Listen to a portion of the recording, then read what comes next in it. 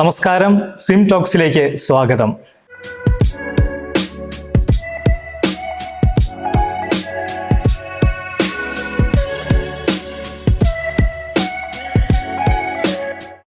ഇന്ന് സിം ടോക്സിൽ ചർച്ച ചെയ്യുന്നത് ദയാവധത്തെക്കുറിച്ചാണ്. മേഴ്സി കില്ലിംഗ്, എവ്തനേഷ്യ എന്നൊക്കെ നമ്മൾ വിളിക്കും. ഇത് ചർച്ച ചെയ്യാനായിട്ടുള്ളൊരു കാരണം, ഇന്ത്യയിൽ ചരിത്രത്തിൽ ആദ്യമായി സുപ്രീം കോടതി പാസീവ് എവ്തനേഷ്യ നടത്താം എന്ന് പറഞ്ഞിരിക്കുകയാണ്.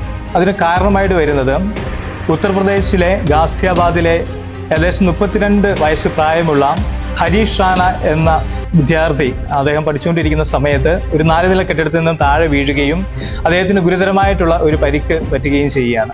അദ്ദേഹം പെർമനന്റ് വെജിറ്റേറ്റീവ് സ്റ്റേറ്റ് അല്ലെങ്കിൽ കോമ സ്റ്റേജിലേക്ക് പോവുകയാണ്. ഏകദേശം 13 വർഷത്തോളം ഇദ്ദേഹത്തിന്റെ മാതാപിതാക്കന്മാർ ശുശ്രൂഷിക്കുന്നു. അപ്പോൾ അതിനുശേഷം അറിയുകയാണ് ഇദ്ദേഹത്തിന് ഒരിക്കലും ഒരു പുതിയ ജീവിതത്തിലേക്ക് കടന്നു വരാനായിട്ട് സാധിക്കത്തില്ല എന്ന് പറയുകയാണ്. മെഡിക്കൽ സയൻസ് എല്ലാം അദ്ദേഹത്തെ ഉപേക്ഷിച്ച ഒരവസ്ഥയിൽ ഇദ്ദേഹത്തിന്റെ മാതാപിതാക്കന്മാർ തന്നെ സുപ്രീം കോടതിയിൽ ചെല്ലുകയും അപ്പീൽ ഫയൽ ചെയ്യുകയും ചെയ്യുന്നു. അതിനുശേഷം സുപ്രീം കോടതി വിധിക്കുകയാണ് ഇദ്ദേഹത്തിന്, ഹരീഷ് റാണ എന്ന വ്യക്തിക്ക് പാസീവ് എവ്തനേഷ്യ, ദയാവധം അദ്ദേഹത്തിന് നൽകാം എന്ന് പറയുകയാണ്. ഇതിന്റെ പശ്ചാത്തലത്തിൽ ഇന്ത്യയിൽ ഉടനീളം ഇതൊരു ചർച്ചയാവുകയും ഒത്തിരിയേറെ ചോദ്യങ്ങൾ ഇതിനെതിരെ മതത്തിന്റെ പേരിലും സമൂഹത്തിന്റെ ഇടയിൽ നിന്നുമെല്ലാം ഉണ്ടാവുകയും ചെയ്യുന്നു. ഇന്ന് നമ്മൾ ചർച്ച ചെയ്യുന്നത് ദയാവധത്തെക്കുറിച്ചുള്ള കത്തോലിക്ക സഭയുടെ നിലപാട് ആണ്. അതോടൊപ്പം തന്നെ ദയാവധം അംഗീകരിക്കപ്പെടുമ്പോൾ അല്ലെങ്കിൽ അത് ചെയ്യാമെന്ന് പറയുമ്പോൾ സമൂഹത്തിൽ ഉണ്ടാകാവുന്ന നെഗറ്റീവും പോസിറ്റീവുമായിട്ടുള്ള നിയമത്തിന്റെ ഇമ്പാക്റ്റുകൾ എന്താണ് എന്നുള്ളതാണ് നമ്മൾ ചർച്ച ചെയ്യുന്നത്. ഇന്ന് ചർച്ച ചെയ്യാനായിട്ട് എന്നോടൊപ്പം കൂടെയുള്ളത് താമരശ്ശേരിയിലെ സനാതന മേജർ സെമിനാരിയിലെ വൈസ് റെക്ടറും പ്രൊഫസറുമായിട്ടുള്ള ഡോക്ടർ ഫാദർ പോൾ കുഞ്ഞാനിയിലാണ്. അതോടൊപ്പം തന്നെ മിസിയോളജി റിസർച്ചറും സാമൂഹ്യ നിരീക്ഷകരുമായിട്ടുള്ള ഫാദർ അലക്സ് ഒഴികയിലുമാണ്. ഇവർ രണ്ടുപേരെയും ഈ ചർച്ചയിലേക്ക് സ്വാഗതം ചെയ്യുന്നു. ചരിത്രത്തിൽ ആദ്യമായിട്ടാണ് ഇന്ത്യയിൽ ഇത്തരത്തിലുള്ള ഒരു നിയമം പാസ്സാക്കുന്നത്. അപ്പോൾ ഒത്തിരിയേറെ ടെൻഷനുകൾ ഇത് സമൂഹത്തിൽ ഉണ്ടാക്കിയിട്ടുണ്ട്. അതോടൊപ്പം തന്നെ ഇതൊരു വലിയ ചർച്ചയായിട്ട് സമൂഹത്തിൽ മാറിയിരിക്കുകയാണ്. അലക്സ്, എന്തുകൊണ്ടാണ് ഇത് ഒരു ചർച്ചയായിട്ട് സമൂഹത്തിൽ വരാനായിട്ടുള്ള കാരണം? 2026 മാർച്ച് മാസത്തിൽ ആദ്യമായി ഇന്ത്യയിൽ ദയാവധം ഹരീഷ് റാണയിലൂടെ നടപ്പിലായിരിക്കുകയാണ്. അതിൻ്റെ പശ്ചാത്തലത്തിലേക്ക് പോകുന്നതിന് മുൻപ് തന്നെ എന്താണ് ദയാവധമെന്നും 2 തരത്തിലുള്ള ദയാവധം ഏതൊക്കെയാണെന്നും നമ്മൾ മനസ്സിലാക്കേണ്ടതുണ്ട്. 1995 പുറത്തിറങ്ങിയ ജീവൻ്റെ സുവിശേഷം എന്ന ചാക്രിക ലേഖനത്തിൽ ജോൺ പോൾ രണ്ടാമൻ മാർപ്പാപ്പ മരണത്തിൻ്റെ സംസ്കാരത്തോടാണ് ഈ ദയാവധത്തെ ഉപമിച്ചിരിക്കുന്നത്. യാതൊരു ദയവുമില്ലാത്ത വധമാണ് ദയാവധം എന്നാണ് അദ്ദേഹം പറയുന്നത്. മെഴ്സിലെസ് കില്ലിംഗ്, ടെർമിനൽ ഇൽനെസ്സിനോട് കടന്നു പോകുന്ന, ഒരിക്കലും ജീവിതത്തിലേക്ക് തിരികെ വരാനായിട്ട് സാധ്യതയില്ലാത്ത രോഗിയെ മരുന്ന് കുത്തിവെച്ച് നേരിട്ട് കൊല്ലുന്ന രീതിയാണത്. സജീവ ദയാവധം, ആക്റ്റീവ് എവ്തനേഷ്യ എന്ന പേരിലാണ് ഇതറിയപ്പെടുന്നത്. യൂറോപ്പിൽ പല രാജ്യങ്ങളിലും, Canada, Ecuador, Colombia, Australia, New Zealand തുടങ്ങിയ രാജ്യങ്ങളിൽ നിലവിലുണ്ട്. എന്നാൽ ജർമ്മനി, ജപ്പാൻ, ഇന്ത്യ തുടങ്ങിയ രാജ്യങ്ങളിൽ നിയമം മൂലം നിഷ്ക്രിയ ദയാവധം, രണ്ടാമത്തെ തരമായ ആക്റ്റീവ് എവ്തനേഷ്യയാണ് ഉള്ളത്. ഇന്ത്യയിൽ ഇത് 2018 നിലവിൽ വന്നത്. ഹരീഷ് റാണയിലൂടെ 2026 മാർച്ച് മാസത്തിൽ അത് നടപ്പിൽ വരികയും ചെയ്തു. എന്താണ് നിഷ്ക്രിയ ദയാവധം? ടെർമിനൽ ഇൽനെസ്സിനോടെ കടന്നു പോകുന്ന വ്യക്തി മെഡിക്കൽ എക്യുപ്മെൻറ്റ്സിൻ്റെ സഹായത്തോടെ മാത്രം ജീവൻ വലിച്ചു നീട്ടുന്ന വ്യക്തി, ജീവിതത്തിലേക്ക് തിരികെ വരാനായിട്ട് യാതൊരു സാധ്യതയില്ല എന്നുള്ള അവസ്ഥയിൽ ആ മെഡിക്കൽ എക്യുപ്മെൻറ്റ്സ് എല്ലാം പിൻവലിച്ചുകൊണ്ട് സ്വാഭാവിക മരണത്തിനായി വിട്ടുകൊടുക്കുന്ന രീതിയാണ് നിഷ്ക്രിയ ദയാവധം. അതിൻ്റെ പശ്ചാത്തലം 2009 അരുണ ഷാൻബാഗ് എന്ന നേഴ്സിനെ ദയാവധത്തിലൂടെ ജീവിതം അവസാനിപ്പിക്കാൻ അനുവദിക്കണമെന്ന് ആവശ്യപ്പെട്ടുകൊണ്ടാണ് ആദ്യ ഹർജി കോടതിയിലെത്തിയത്. 2011 തത്വത്തിൽ അത് അംഗീകരിക്കപ്പെട്ടു. എങ്കിലും 2018 ഒരു പൊതു താൽപ്പര്യ ഹർജിയുടെ വെളിച്ചത്തിലാണ് കോടതി ഇത് നിയമമാക്കി മാറ്റിയത്. ഓക്കെ, അപ്പൊ അച്ഛൻ പറഞ്ഞതനുസരിച്ചാണെങ്കിൽ ഇവിടെ മാതാപിതാക്കന്മാരുടെയും അതോടൊപ്പം തന്നെ ഈ വ്യക്തി ഒരിക്കലും തിരിച്ചു വരില്ല എന്നുള്ള ഒരു ഉറപ്പിന്റെ ഒക്കെ പേരിലാണ് ഇവിടെ നിയമം പോലും ഇദ്ദേഹത്തിന് വേണ്ടി മാറ്റി എഴുതപ്പെടുന്നത്. അപ്പൊ ഇവിടെ സഭ വർഷങ്ങളായിട്ട് സഭ ദയാവധത്തിന് എതിരാണ്. എന്തുകൊണ്ടാണ് സഭ ദയാവധത്തിന് എതിരായിട്ട് നിൽക്കുന്നത്? സഭയുടെ നിലപാട്, ഇത്തരം ദയാവധം അനുവദിക്കുന്നതിനോട് സഭയുടെ നിലപാട് എന്താണ്? കത്തോലിക്ക സഭ ദയാവധത്തിന് എതിരാണ്. അതിന് കാരണം മനുഷ്യജീവനെ കുറിച്ചുള്ള സഭയുടെ കാഴ്ചപ്പാടാണ്. നമ്മളുടെ ഓരോരുത്തരുടെയും ജീവിതം അത് ദൈവം ദാനമായിട്ട് നൽകുന്നതാണ്. നമ്മളുടെ ജീവിതത്തിൻ്റെ തുടക്കവും അതുപോലെ ഒടുക്കവും അത് ദൈവത്തിൽ നിന്നാണ്, ദൈവത്തിലാണ്. അത് ദാനമായിട്ട് തന്നെ നാം സ്വീകരിക്കണം. അതുകൊണ്ട് തന്നെ ഈ മനുഷ്യജീവനെ അത് ഇടയ്ക്ക് വെച്ച് അവസാനിപ്പിക്കാനായി നമുക്ക് അതിനുള്ള അവകാശമില്ല. മനുഷ്യജീവനെ എപ്പോഴും ദാനമായിട്ട് തന്നെ നമ്മൾ സ്വീകരിക്കുകയും വേണം. ഇനി രോഗിയായിട്ടുള്ള ഒരു മനുഷ്യന്റെ അവസ്ഥയിലേക്ക് നമുക്ക് കടന്നു വരാം. തീർച്ചയായും യൂത്തനാസിയ ഹരീഷ് റാണയുടെ കേസിൽ നൽകാനായിട്ടുള്ള കാരണം അദ്ദേഹം ഒരു വെജിറ്റേറ്റീവ് ലൈഫിലേക്ക് പോയി എന്നുള്ളതാണ്. എന്നിരുന്നാൽ പോലും ആ വ്യക്തിയിൽ ജീവൻ നിലനിൽക്കുന്നുണ്ട്. കത്തോലിക്ക സഭ പഠിപ്പിക്കുന്നതനുസരിച്ച് ഒരു മനുഷ്യജീവൻ നിലനിർത്താൻ ആവശ്യമായിട്ടുള്ള കാര്യങ്ങളെല്ലാം നാം ചെയ്തു കൊടുക്കണം. അത് ആ ജീവന്റെ മഹത്വത്തിന്റെ, ഡിഗ്നിറ്റിയുടെ ഭാഗം കൂടിയാണ്.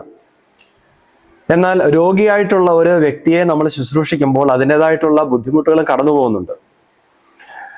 എന്നിരുന്നാൽ പോലും ഒരു രോഗിയെ ശുശ്രൂഷിക്കുമ്പോൾ ഉണ്ടാകുന്ന ആ ബുദ്ധിമുട്ടുകൾ അത് ക്രിസ്തുവിൻ്റെ കുരിശിലെ സഹനത്തോട് ചേർത്ത് കാണുമ്പോൾ ആ സഹനത്തിന് ഒരർത്ഥം കണ്ടെത്താനും മനുഷ്യജീവന്റെ മഹത്വത്തെ ഉയർത്തിപ്പിടിക്കുവാനും നമുക്ക് സാധിക്കും.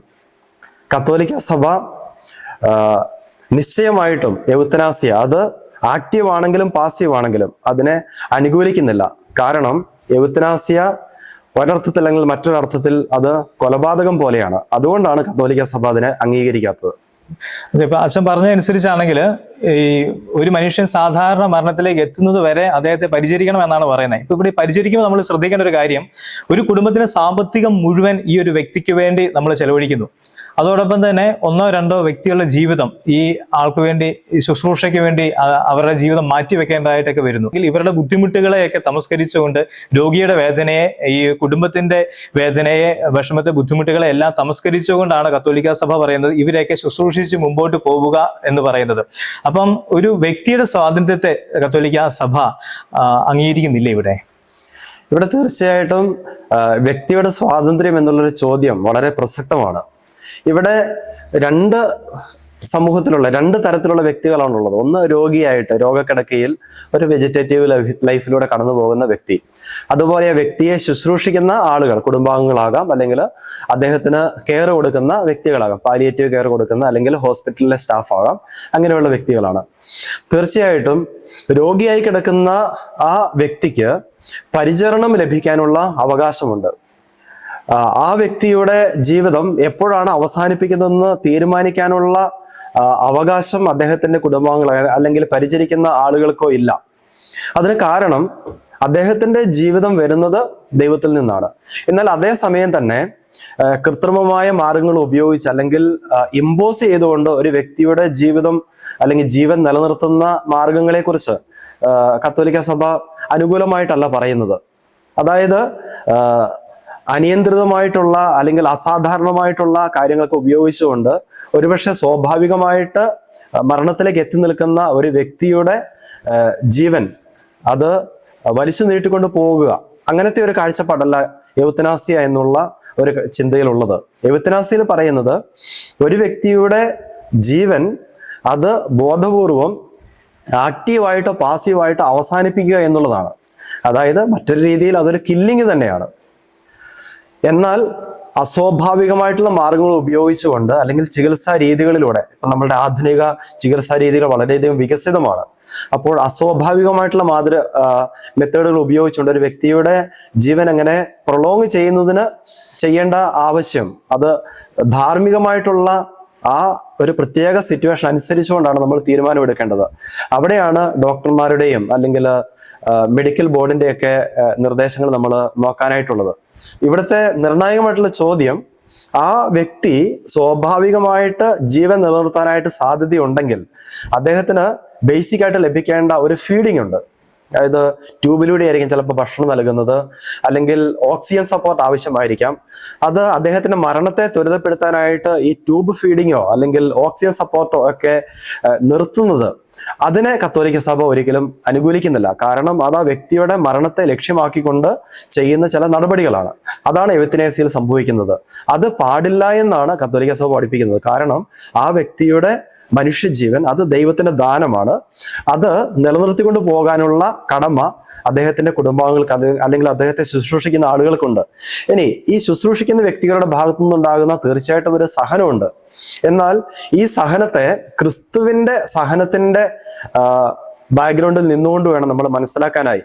കാരണം ഓരോ മനുഷ്യ വ്യക്തിയെയും ആ വ്യക്തിയുടെ ജീവനെയും നാം സപ്പോർട്ട് ചെയ്യുന്ന രീതിയിൽ, സംരക്ഷിക്കുന്ന രീതിയിൽ നാം നിലപാടുകൾ എടുക്കുമ്പോൾ മനുഷ്യജീവന്റെ മഹത്വത്തെയാണ് നാം ഉയർത്തിപ്പിടിക്കുന്നത്. അതിനായി എല്ലാവരും കടപ്പെട്ടിരിക്കുകയും ചെയ്യുന്നു. ഓക്കെ, ഇതിപ്പം നമ്മൾ ദയാവധത്തെക്കുറിച്ച് ദയാവധം ഒരു നിയമപരമായിട്ട് ദയാവധം നിയമമായിട്ട് മാറുമ്പം സമൂഹത്തിൽ ഒത്തിരിയേറെ ടെൻഷനുകൾ ഉണ്ടാകുന്നുണ്ട്. അതായത് ഇപ്പം പ്രായമായ വ്യക്തികൾക്ക് ദയാവധം വേണമെന്ന് പറഞ്ഞുകൊണ്ട് അവരുടെ മക്കൾ ചിലപ്പോൾ കോടതിയെ സമീപിക്കാനുള്ള സാധ്യതയുണ്ട്. അതോടൊപ്പം തന്നെ മറ്റ് അപകടങ്ങൾ സംഭവിച്ച വ്യക്തികൾ, ചിലപ്പോൾ ജീവനിലേക്ക് തിരിച്ചു വരാൻ പോലും സാധ്യതയുള്ള വ്യക്തികൾക്ക് പോലും ചിലപ്പോൾ ദയാവധം വേണമെന്ന് പറഞ്ഞുകൊണ്ട് കോടതിയെ സമീപിക്കാനുള്ള സാധ്യതകളുണ്ട്. പിന്നെ വൈകല്യത്തോടുകൂടി ജനിക്കുന്ന വ്യക്തികൾക്ക് ചിലപ്പോൾ ദയാവധം വേണമെന്ന് ചിലപ്പോൾ കുടുംബം ആവശ്യപ്പെട്ടേക്കാം. അപ്പൊ ഇത്തരത്തിലുള്ള ടെൻഷനുകൾ സമൂഹത്തിൽ ഉയരുന്നുണ്ട്. അപ്പൊ ഇതിനെക്കുറിച്ചൊക്കെ എന്താണ് പറയാൻ വേണ്ടിയുള്ളത്? നമ്മുടെ സമൂഹം വ്യത്യസ്തതയേറിയ ഒരു സമൂഹമാണ്. അംഗവൈകല്യമുള്ളവരുണ്ടാവും, മറ്റ് ഉള്ളവരുണ്ടാവും, സാമ്പത്തികമായിട്ട് വളരെ ഞെരുക്കത്തിലൂടെ കടന്നു പോകുന്ന വ്യക്തികളുണ്ടാവും, മാറാരോഗത്തിന് അടിമകളായിട്ടുള്ള വ്യക്തികളുണ്ടാവും. അവരിലെല്ലാം ഒരു അരക്ഷിതാവസ്ഥ സൃഷ്ടിക്കുന്നതാണ് ഇന്ത്യയിൽ ആദ്യമായി നിയമം മൂലം നടപ്പിലായ ഈ ദയാവധം. കാരണം തങ്ങൾ സമൂഹത്തിന് വേണ്ടപ്പെട്ടവരല്ല എന്നുള്ള ആ ഒരു തിരിച്ചറിവിൽ കുടുംബവും സമൂഹവും തങ്ങളെ പുറന്തള്ളുമോ എന്നുള്ള ഒരു ആധി അവരിലുണ്ടാക്കാൻ ഇതിട വരുത്തും. അത്തരത്തിലുള്ള ഒരു ഭയം ഇപ്പം നിലനിൽക്കുന്നുണ്ട്. എന്തുകൊണ്ടാണ് അങ്ങനെ ഒരു ഭയം ഉണ്ടാകുന്നത്? ഈ ദയാവധം നിയമമായി മാറി അത് ഹരീഷാണയിലൂടെ നടപ്പിൽ വന്നപ്പോൾ പലരിലും ഒരു തെറ്റിദ്ധാരണ കടന്നു വന്നിട്ടുണ്ട്. സ്ലിപ്പറി സ്ലോപ്പ് ഫാലസി എന്നുള്ള ഒരു മെറ്റാഫർ ഉപയോഗിച്ചാണ് ഇതിനെ വിശേഷിപ്പിക്കാൻ ആഗ്രഹിക്കുന്നത്.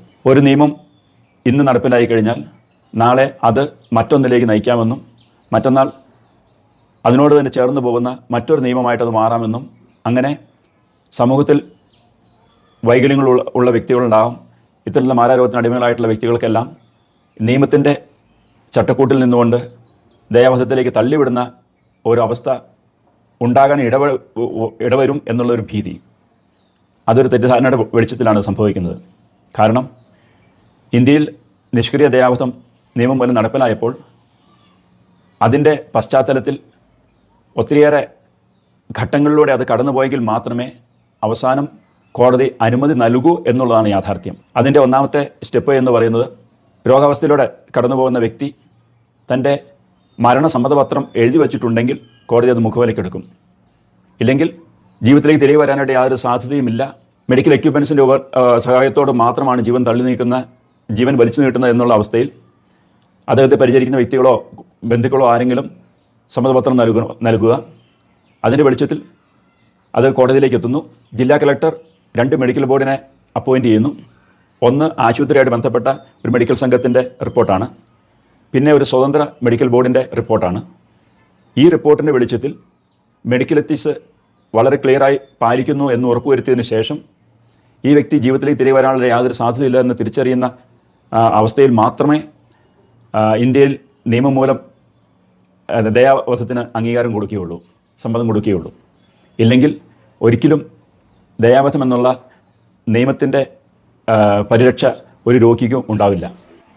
ഓക്കെ, ഇവിടെ ഇന്ത്യൻ നിയമം അനുസരിച്ച് ഇപ്പം ദയാവധം പാസ്സാക്കിയപ്പോൾ പറഞ്ഞത് നമുക്ക് dignity in death and right to leave with dignity, അതായത് മഹത്വത്തോടുകൂടി ജീവിക്കാനും മഹത്വത്തോടുകൂടി മരിക്കാനും ഒരു മനുഷ്യന് അവകാശമുണ്ടെന്നാണ് പറയുന്നത്. കത്തോലിക്ക സഭയിലേക്ക് വരുമ്പം ജീവൻ നൽകുന്നത് ദൈവമാണ്, അതുകൊണ്ട് തന്നെ ജീവൻ തിരികെ എടുക്കാനായിട്ടുള്ള അവകാശം ദൈവത്തിന് മാത്രമാണ് എന്നാണ് പറയുന്നത്. അപ്പം തീർച്ചയായിട്ടും ഇന്ത്യൻ നിയമത്തിന്റെയും അതുപോലെ തന്നെ മതങ്ങളുടെയും, ഇപ്പൊ മറ്റു മതങ്ങളുടെ ആണെങ്കിലും വ്യത്യസ്തമായിട്ടുള്ള കാഴ്ചപ്പാടാണ് അവർക്ക് മരണത്തെക്കുറിച്ചും ജനനത്തെക്കുറിച്ചും മനുഷ്യ ജീവിതത്തെക്കുറിച്ചും ഒക്കെ ഉള്ളത്. അപ്പൊ ഇത്തരത്തിലുള്ള ഒരു നിയമം കൊണ്ടുവരുമ്പോൾ നിയമത്തിനാണോ അല്ലെങ്കിൽ മതത്തിനാണോ അല്ലെങ്കിൽ മനുഷ്യനാണോ ഇവിടെ പ്രാധാന്യം കൊടുക്കേണ്ടതായിട്ട് വരുന്നത്? ഇത് വളരെ ഒരു സങ്കീർണമായൊരു ചോദ്യമാണ്. ക്രൈസ്തവ വിഭാഗം മാത്രമല്ല, ഒത്തിരിയേറെ മതവിഭാഗങ്ങളും സമുദായങ്ങളും ജാതികളും ഉപജാതികളും എല്ലാം തിങ്ങിപ്പാർക്കുന്ന ഒരു സാമൂഹ്യ അന്തരീക്ഷമാണ് ഇന്ത്യയിൽ. ജീവിത മൂല്യങ്ങൾക്കും ജീവിത അന്തസ്സിനും ഒത്തിരിയേറെ പ്രാധാന്യം കൊടുക്കാൻ ഇവരെല്ലാം പരിശ്രമിക്കാറുണ്ട്. അതുതന്നെയാണ് അതിൻ്റെ അടിസ്ഥാന പ്രമാണങ്ങളും. എന്നാൽ ഇന്ത്യ പോലെ ഒത്തിരിയേറെ സങ്കീർണമായ ഒരു സമൂഹത്തിൽ നിയമങ്ങൾക്ക് പ്രാധാന്യം കൊടുക്കേണ്ടത് ഇന്ത്യൻ ഭരണഘടനയും അത് നടപ്പിൽ വരുത്തുന്നുണ്ടെന്ന് ഉറപ്പുവരുത്തേണ്ടത് ഇവിടുത്തെ നിയമ സംവിധാനം തന്നെയാണ്. ദയാവധം പോലുള്ള കാര്യങ്ങൾ ഇന്ത്യയിൽ നടപ്പിൽ വരുമ്പോൾ അത് വിവിധ മതവിഭാഗങ്ങളിൽ ആശങ്ക ഉണർത്തുന്നു എന്നുള്ളത് തർക്കരഹിതമായിട്ടുള്ള കാര്യമാണ്. എന്നാൽ എല്ലാ വിഭാഗങ്ങളെയും ഒരുമിപ്പിച്ച് കൊണ്ടുപോവുക, സമൂഹത്തിൽ ക്രമം വരുത്തുക, എല്ലാവർക്കും തുല്യ പ്രാധാന്യം കൊടുക്കുക, മനുഷ്യജീവിതത്തിൻ്റെ അന്തസ്സ് ഉയർത്തിപ്പിടിക്കുക, മനുഷ്യജീവന് എല്ലാവിധത്തിലുള്ള സംരക്ഷണം ഉറപ്പുവരുത്തുക, ഇതെല്ലാം നിയമ സംവിധാനത്തിലൂടെ മാത്രമേ സാധിക്കൂ. അതുകൊണ്ട് ഇന്ത്യ പോലെ സെക്കുലറായിട്ടുള്ള ഒരു സ്റ്റേറ്റിൽ നിയമ സംവിധാനത്തിനും ഭരണഘടനയ്ക്കും അത്രയേറെ പ്രാധാന്യമുണ്ട്. ഓക്കെ, ഇപ്പൊ ഇവിടെ പാസീവ് എവ്തനേസിയ നിയമമായിട്ട് മാറുമ്പോൾ തീർച്ചയായിട്ടും കത്തോലിക്ക സഭയ്ക്ക് ഒരു ടെൻഷൻ ഉണ്ടാകും. കാരണം കത്തോലിക്ക സഭ ഇത്ര നാൾ പഠിപ്പിച്ച ഒരു കാര്യത്തിനെതിരായിട്ടാണ് ഒരു നിയമം ഇവിടെ കടന്നു വരുന്നത്. അപ്പം അത്തരത്തിലുള്ള ഒരു ടെൻഷൻ കത്തോലിക്ക സഭയ്ക്ക് ഉണ്ടോ? അതോടൊപ്പം തന്നെ വിശ്വാസികളുടെ ഇടയിൽ ഏതെങ്കിലും രീതിയിലുള്ള ഒരു കൺഫ്യൂഷൻ ഇപ്പോൾ ഉണ്ടായി വരുന്നുണ്ടോ? കത്തോലിക്ക സഭയ്ക്ക് ടെൻഷൻ ഉണ്ട് എന്ന് പറയുന്നതിനേക്കാൾ ഉപരിയായിട്ട് ഇതിൽ അഗാധമായിട്ടുള്ള സങ്കടമുണ്ട് എന്നായിരിക്കും പറയേണ്ടത്. അതിന് കാരണം യൂത്തനാസിയ, അത് ഞാൻ തുടക്കത്തിൽ പറഞ്ഞ പോലെ അത് ആക്റ്റീവായിട്ടാണെങ്കിലും പാസീവായിട്ടാണെങ്കിലും അത് ബോധപൂർവം ഒരു മനുഷ്യജീവൻ അവസാനിപ്പിക്കാൻ വേണ്ടിയുള്ള മനുഷ്യന്റെ തീരുമാനമാണ്. അത് മനുഷ്യ മഹത്വത്തിന് വിരുദ്ധമാണ്. കാരണം മനുഷ്യ മഹത്വം അത് ഉയർത്തിപ്പിടിക്കാനായിട്ട് നമുക്ക് സാധിക്കുന്നത് ദൈവം ഒരു മനുഷ്യനെ മരണം വഴി നിത്യജീവിതത്തിലേക്ക് വിളിക്കുന്ന ആ സമയം വരെ ആ മനുഷ്യനെ ജീവിക്കാനായിട്ട് അനുവദിക്കുക എന്നുള്ളതാണ്.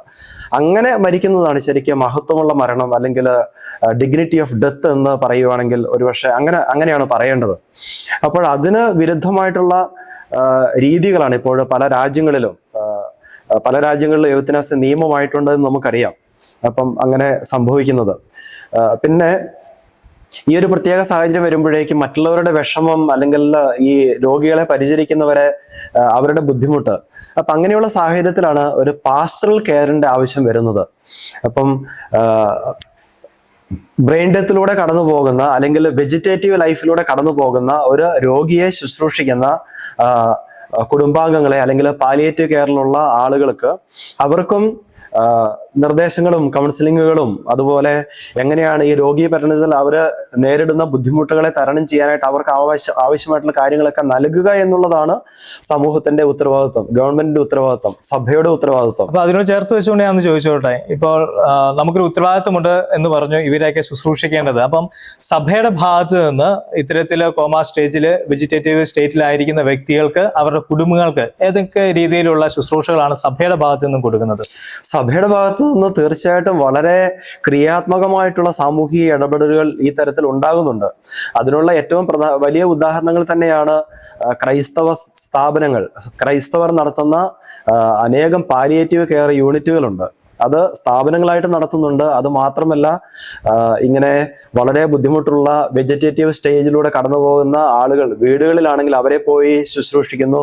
അങ്ങനെ അനേകം ശുശ്രൂഷകൾ ഭാരതത്തിലുടനീളം, ലോകം മുഴുവൻ നടക്കുന്നുണ്ട്. അപ്പൊ ഇതിൽ കത്തോലിക്ക സഭ വളരെ ആക്റ്റീവായിട്ട് ഇടപെടുന്നുണ്ട്. അതിനുള്ള നിരവധി ഉദാഹരണങ്ങൾ നമുക്ക് നമ്മുടെ മുമ്പിലുണ്ട്. 2020 വിശ്വാസത്തിന് വേണ്ടിയുള്ള തിരുസംഘം സമരിത്താനൂസ് ബോനൂസ് എന്ന പേരിൽ ഒരു എഴുത്ത് പുറപ്പെടുവിച്ചിട്ടുണ്ട്.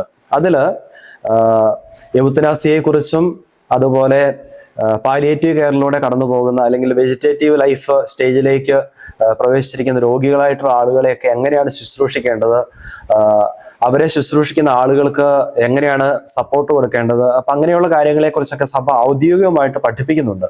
അപ്പോൾ ഇവിടെയൊക്കെ വലിയൊരു പോസിറ്റീവ് വൈബ് ക്രിയേറ്റ് ചെയ്യുന്ന രീതിയിൽ കത്തോലിക്ക സഭ ഇടപെടുന്നുണ്ട് എന്നതിൻ്റെ തെളിവാണ് ഇങ്ങനെയുള്ള രേഖകൾ. ഓക്കെ, ഇപ്പൊ സഭയുടെ ഭാഗത്ത് നിന്ന് ഇത്തരത്തിലുള്ള ശുശ്രൂഷകളൊക്കെ ഇവർക്ക് നൽകുമ്പോൾ ഗവൺമെന്റ് ഇത് നിയമമാക്കി മാറ്റിയ ഗവൺമെന്റ് എത്തരത്തിലുള്ള ഒരു ശുശ്രൂഷയാണ് ഇവർക്ക് കൊടുക്കാനായിട്ട് നിർദ്ദേശിക്കുന്നത്? ഗവൺമെന്റിന്റെ പ്രാഥമിക ഉത്തരവാദിത്തത്തിൽപ്പെട്ട ഒന്നാണ് ഓരോ പൗരനെയും സംരക്ഷിക്കുക എന്നുള്ളത്. ഓരോ പൗരൻ്റെയും ആരോഗ്യം പരിരക്ഷിക്കുക എന്നുള്ളതാണ് ഗവൺമെന്റിന്റെ ഉത്തരവാദിത്വം. അതിനുവേണ്ടി സംസ്ഥാന കേന്ദ്ര സർക്കാരുകളുടെ എല്ലാം ഹോസ്പിറ്റലുകൾ നിലവിലുണ്ട്. ഒത്തിരിയേറെ ഗ്രാൻറ്റുകൾ ഗവൺമെൻറ്റുകൾ, പ്രത്യേകിച്ചും കേന്ദ്ര ഗവൺമെൻറ്റിൻ്റെ കീഴിൽ ആരോഗ്യക്ഷേമ വകുപ്പുകളിലൂടെ ജനങ്ങളിലേക്ക് എത്തുന്നുണ്ട്. സാധാരണക്കാർക്കും ഒരുവിധം ആൾക്കാർക്കെല്ലാം ഇതിനെപ്പറ്റിയുള്ള ഒരു അവയർനെസ് ഇല്ല എന്നുള്ളതാണ് യാഥാർത്ഥ്യം. ഏതൊക്കെ തരത്തിലുള്ള ഫിനാൻഷ്യൽ എയ്ഡ്സ് ആണ് ഈ പദ്ധതികളിലൂടെ ജനങ്ങളിലേക്ക് എത്തുന്നത്? പ്രത്യേകിച്ചും രാഷ്ട്രീയ ആരോഗ്യ നിധി എന്ന് പറഞ്ഞ ഒരു പ്രോജക്റ്റ് ഉണ്ട്. അത് BPL കാർഡുള്ള വ്യക്തികൾക്ക്, രോഗികളായി കഴിയുന്ന വ്യക്തികൾക്ക്, പ്രത്യേകിച്ചും ടെർമിനൽ ഇൽനെസ്സിലൂടെ കടന്നു പോകുന്ന വ്യക്തികൾക്ക് ഒറ്റത്തവണയായിട്ട് 15 ലക്ഷം രൂപ വരെ സൂപ്പർ സ്പെഷ്യാലിറ്റി ഹോസ്പിറ്റലിൽ ട്രീറ്റ്മെൻറ്റ് നടത്താനായിട്ട് ലഭിക്കുന്ന ഒരു പദ്ധതിയാണത്. അതുപോലെ ആയുഷ്മാൻ ഭാരത് എന്ന് പറഞ്ഞ പദ്ധതിയിലൂടെ 5 ലക്ഷം രൂപ വരെ രോഗിക്ക് കിട്ടുന്നതാണ്. പിന്നെ സംസ്ഥാന സർക്കാരിൻ്റെ കേരള സർക്കാരിൻ്റെ ആയുഷ് കിരണം എന്ന പദ്ധതിയിലൂടെ രോഗിയെ പരിചരിക്കുന്ന വ്യക്തികൾക്ക് 600 രൂപ വരെ നൽകുന്നൊരു പദ്ധതിയുണ്ട്.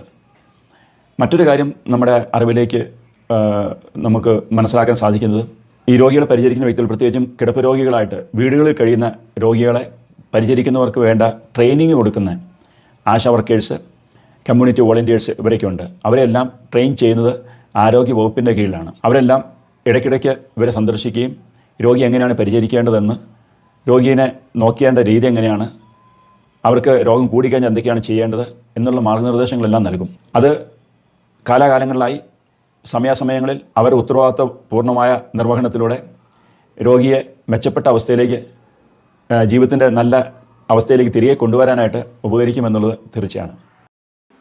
തീർച്ചയായും എൗത്തനേസ്യ നമ്മുടെ മുമ്പിൽ വലിയൊരു ചോദ്യചിഹ്നമായിട്ട് നിൽക്കുമ്പോഴും തീർച്ചയായിട്ടും നമുക്കറിയാം, ജീവൻ നിലനിർത്തേണ്ടത് നമ്മുടെ ഓരോരുത്തരുടെയും കടമയാണ്. നമ്മുടെ ചുറ്റുമുള്ള വ്യക്തികളുടെ ഏതെങ്കിലും രീതിയിൽ അവർക്ക് ബുദ്ധിമുട്ടുകൾ ഉണ്ടായാൽ, രോഗാവസ്ഥയിലായാൽ അല്ലെങ്കിൽ കോമാ സ്റ്റേജിലായാൽ അവർക്ക് ഒരു സ്വാഭാവികമായിട്ടുള്ള മരണം സംഭവിക്കുന്നത് വരെ അവരുടെ കൂട്ടത്തിൽ നിൽക്കുകയും അവരെ പരിചരിക്കുകയും ചെയ്യേണ്ടത് തീർച്ചയായും നമ്മുടെ ഓരോരുത്തരുടെയും കടമയാണ്. അപ്പോൾ വെറുതെ കൊന്നു തള്ളേണ്ടതല്ല നമ്മുടെ ജീവിതം എന്ന് പറയുന്നത്. അവരുടെ ഒപ്പമായിരുന്നുകൊണ്ട് അവരെ പരിചരിച്ച് അവസാനം വരെ അവരുടെ കൂടെ ആയിരിക്കാനായിട്ട് നമുക്ക് ഓരോരുത്തർക്കും സാധിക്കണം. അപ്പം ജീവന്റെ മൂല്യം ഒരിക്കലും കളയാതെ അതിനെ ചേർത്ത് പിടിച്ചുകൊണ്ട് സംരക്ഷിച്ചുകൊണ്ട് പോകാനായിട്ട് നമുക്ക് ഓരോരുത്തർക്കും സാധിക്കട്ടെ.